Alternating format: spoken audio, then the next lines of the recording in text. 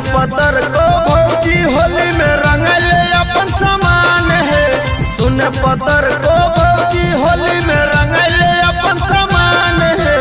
आसो के होलिया में कर देना ने मान है। आसो के होलिया में कर देना ने मान है। रंगावा डालबो धीरे धीरे रंगावा पूरा समान है। रंगावा डालबो धीरे धीरे रंगावा पूरा समान है।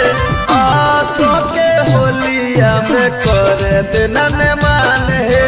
आसो के होलिया में कर देना ने मान है।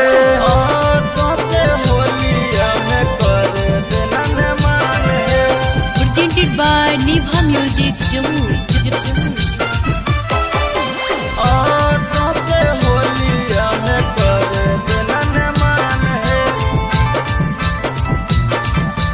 कर देना ने मान है। होलिया में चोलिया रंग वाइल है भौजी। भैया न घरवा के हूँ कुछ नहीं बोली। कुछ नहीं बोली। होलिया में चोलिया रंग वाइल है भौजी। भैया न घरवा के हूँ कुछ नहीं बोली।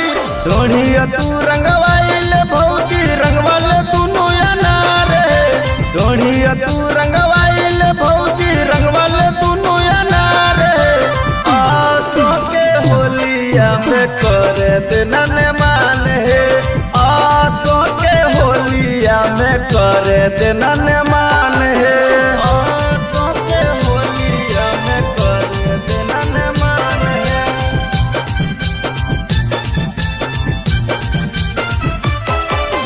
आसो के होलिया में कर देना ने मान है।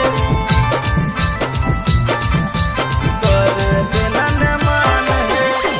होलिया में हमारा भौजी कर देना खुश है।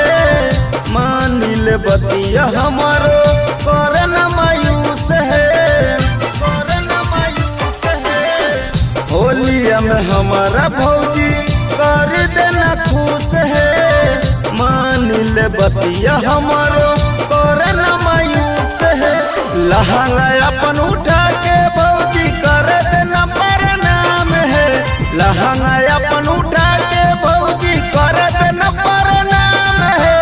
आसो के होलिया में कर देना ने मान है। आसो के होलिया में कर देना ने मान